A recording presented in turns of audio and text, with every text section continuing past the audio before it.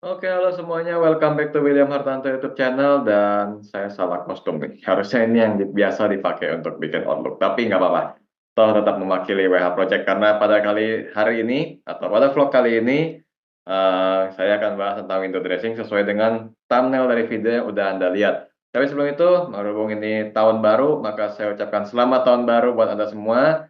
Dan kita nggak usah bikin doa macam-macam, pokoknya saya percaya tambah tahun tambah rezeki buat kita semua ya. Jadi itu aja wish-nya saya dan kita akan lanjut. Jadi kalau udah ganti tahun, saatnya kita refleksi apa yang terjadi pada tahun lalu. Misalnya waktu 2023 banyak yang meyakini window dressing itu tidak ada. Itu kenapa saya angkat tema ini. Padahal kalau mau angkat tema ini biasanya sekalian stock pick ya. Kalau saya dan orang lain mungkin akan melakukan seperti itu. Tapi untuk kali ini kayaknya saya lebih kepada mau fokus mengajarkan Anda bagaimana untuk mengetahui window dressing itu sedang terjadi atau tidak. Jadi jangan sampai nanti yang dikhawatirkan ya, Anda bisa aja jadi tipikal yang percaya bahwa kalau window dressing itu terjadi maka harus begini, kalau enggak maka salah.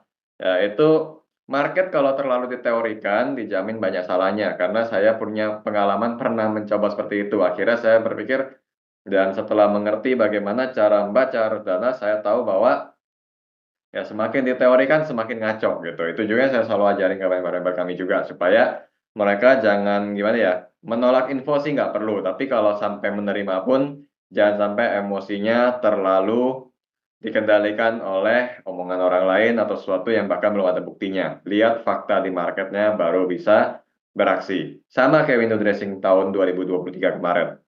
Karena waktu bulan Desember IHSG-nya itu sebenarnya naik ya kita tahu.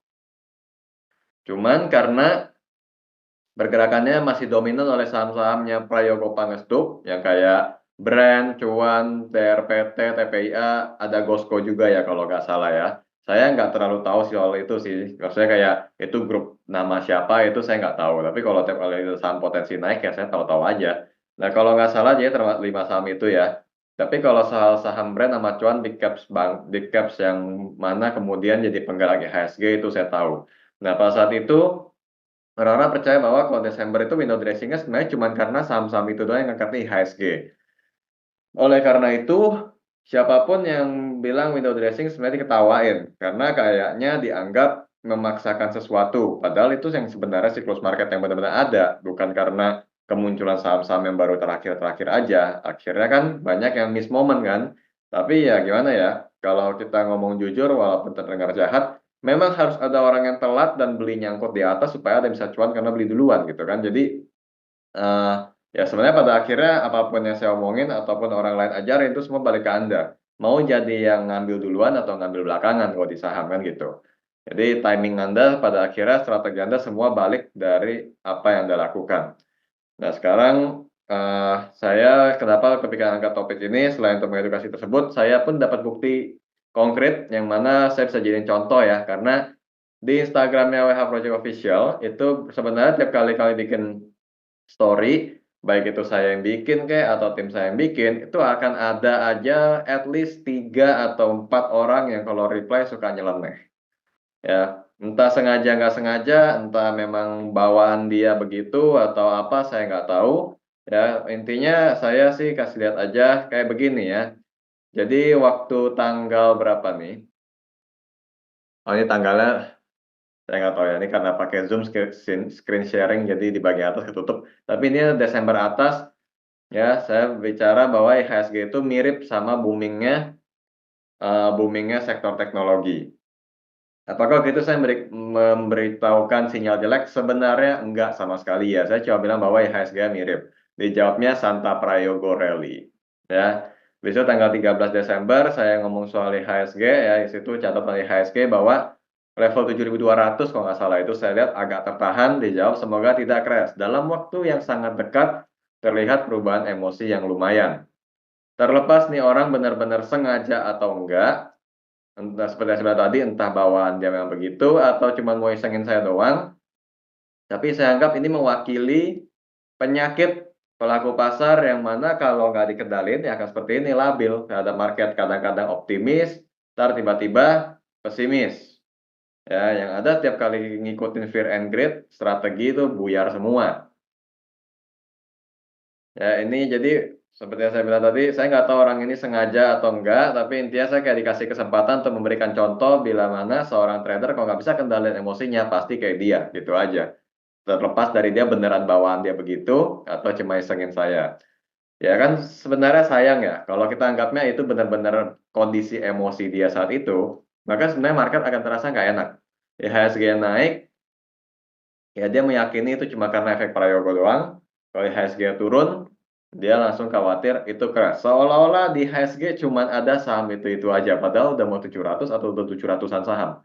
Itulah kondisi yang menurut saya sangat ngaco kalau diikuti terus. Makanya saya harap jangan sampai ada lebih banyak lagi orang-orang seperti itu. Karena pada saat marketnya bergerak ternyata tidak sesuai apa yang Anda ekspektasikan, mungkin akan menghasilkan Anda bingung mau salahin siapa pada saat itu.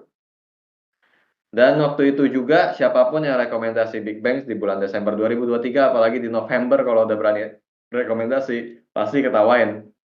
Gara-gara anggapannya yaitu soal Santa Prayogo tadi. Kok Santa cewek kali ya? Kalau orang suci kan Santa Santo gitu. Tapi ya udahlah kalau saya pusingin.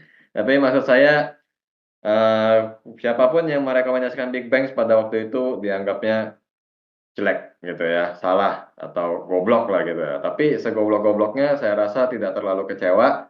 Dan saya sebenarnya termasuk yang tidak merekomendasikan saham-saham Prayogo Pangestu malah ke Big Bang. Inilah hasilnya dari member-member saya. Ya, ini benar-benar dapetin testimoni ini saya dapat di awal Januari.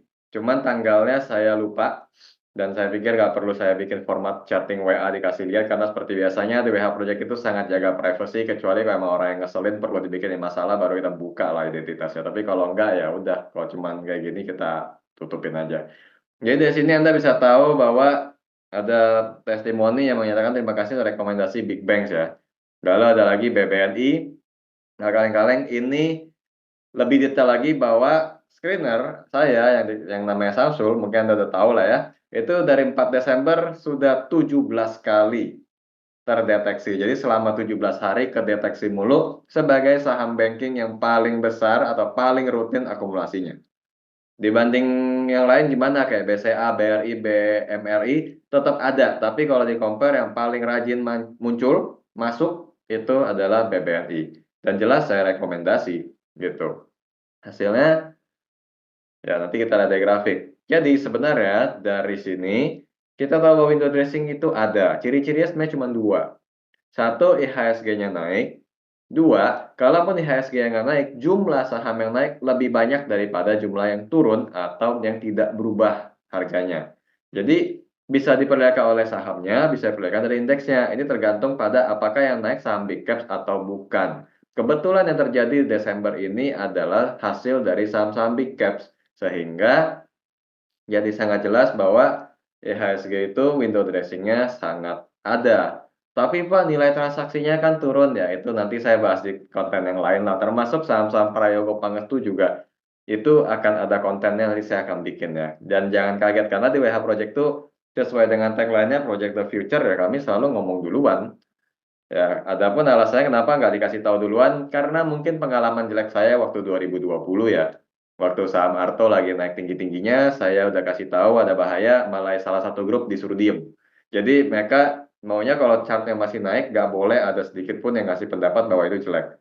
Ya, itu grup rusak banget, makanya saya sejak itu pikir udah solid sama member sendiri aja. Istilahnya kalau emang ada yang harus dan boleh saya jaga aman, ya biarlah itu mereka yang dekat sama saya aja. Dan akhirnya bener, gitu loh. Begitu booming teknologi dan lain-lain tuh ngedrop semua tuh, ya yang nyuruh diem malah berbalik nyari.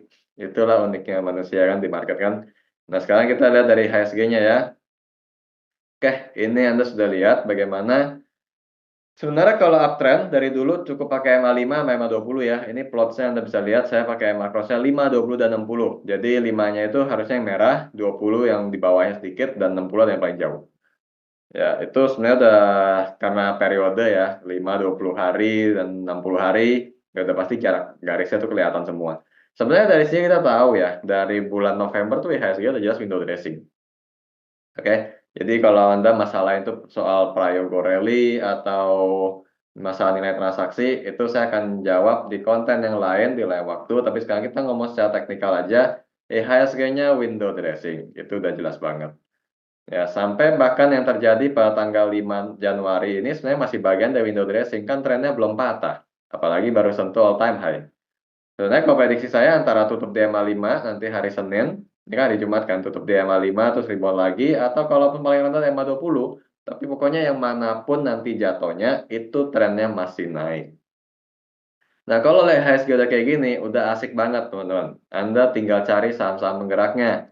Misalnya kayak tadi yang saya bilang, BBNI dari 4 Desember. Itu tadi member saya baru bilang 4 Desember loh. Sebelum 4 Desember juga udah ada sebenarnya.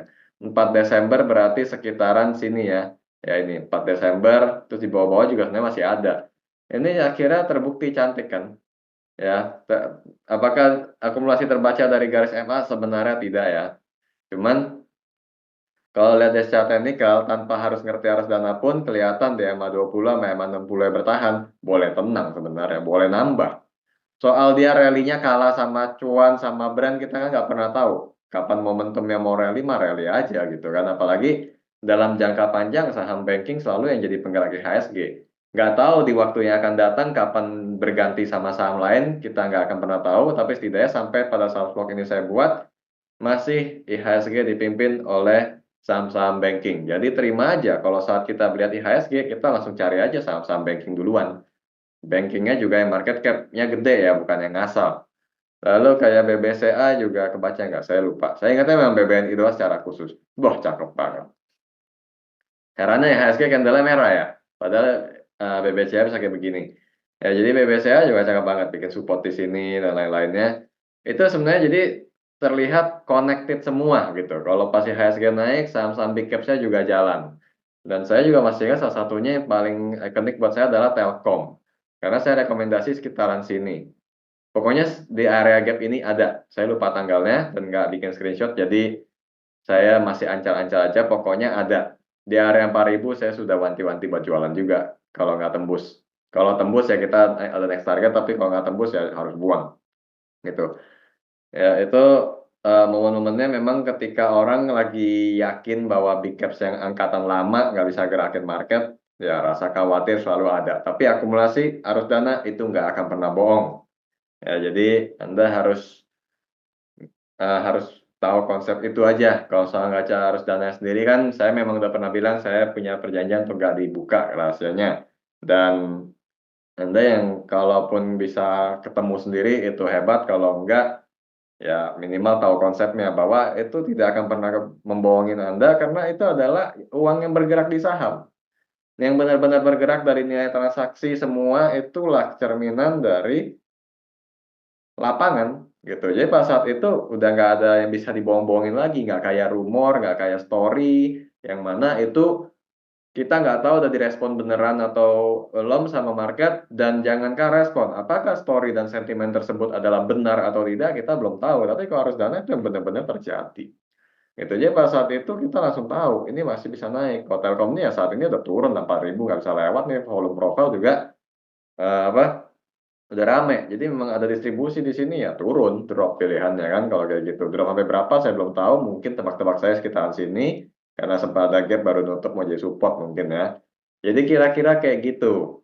Ya, ciri pertamanya itu pasti dari HSG-nya. Kalau misalnya HSG-nya nggak gerak, naiknya tipis atau malah cenderung turun, berarti kayak tahun lalu ya.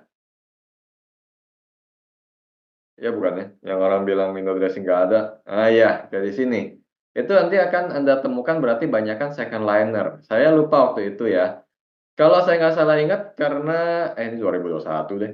Sorry, 2022 itu pas Desembernya berarti di sini. Kalau saya nggak salah ingat, ini salah satu yang mukulinnya si Goto waktu itu. Jadi memang dari big cap saya nggak kena, tapi biasanya saham second liner yang jalan. Cara tahu gimana? Lihat aja volumenya IHSG. Kalau big caps yang main kan volumenya tinggi-tinggi. Kalau big caps yang nggak main, volumenya kecil tapi stabil. Artinya second liner sama third liner pasti main di situ. Gitu. Tinggal Anda pertama bisa membaca frekuensinya atau enggak, dan volumenya, atau pilihan kedua ada nyalinya nggak buat masuk. Kayak kalau Anda bisa penuhin semua kondisi-kondisi itu, window dressing dalam kategori yang manapun, mau itu dari indeks atau dari jumlah saham yang bergerak, Anda pasti bisa ambil momentum. Nggak bilang pasti cuan ya, tapi minimal bisa ambil momentum, karena kembali lagi, skill trading orang selalu beda-beda. Ya, jadi itu yang mesti Anda perhatiin lah minimal. Saya di sini nggak akan bikin outlook IHSG, rencananya nanti sekalian di outlook harian aja. Karena ya setelah kemarin holiday, outlook IHSG yang versi YouTube udah sempet perek cukup lama, saatnya dilanjutin kembali karena saya lihat juga respon dari teman-teman bagus, ya saya ucapkan terima kasih. Kedepannya, ya tahun ini masih banyak inovasi yang bisa kami kerjakan, yang bisa kami buat, mau itu untuk member maupun untuk yang free seperti di YouTube ataupun di website, ya ataupun di Telegram channel termasuk di medsos-medsos lainnya.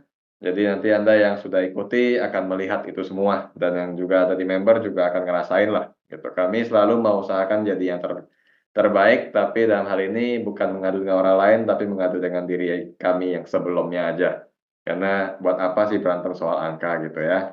Tapi setidaknya pada video kali ini saya sudah membuka konsep tentang window dressing ya. Minimal ada dua kondisi yang pasti Anda temuin dan itu akan memperjelas bila mana window dressing sedang terjadi. Mengulang aja, pertama indeksnya naik, itu yang terjadi pada 2023 dan pada hari ini alias 5 Januari. Saya bikin ini malam ya, jadi kita ngomongnya tadi siangnya. Atau ciri keduanya, kalaupun indeksnya nggak naik, selama volume indeksnya masih stabil, berarti banyak saham second liner sama saham third liner. Big caps-nya saat itu akan bertukar. Ya, alias Anda bisa aja nggak beli big caps, kecuali Anda mau investing kan buy on weakness terus. Tapi kalau misalnya mau trading, second liner sama third liner pasti lagi naik pada saat itu. Gitu. Jadi, perlakukanlah indeks itu kayak cuaca. Antara mendung, cerah, berawan, atau berangin, atau berdebu gitu ya.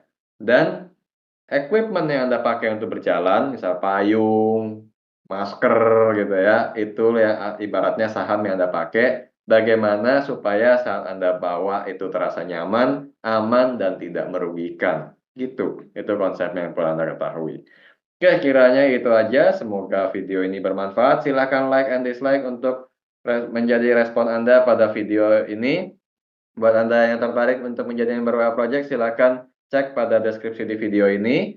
Apabila Anda merasa membutuhkan peran mentor alias dari saya, termasuk topik dan edukasinya juga, itu kita bisa ketemu di sana untuk membahas lebih lanjut. Dan kita ketemu lagi pada vlog selanjutnya, and see you again.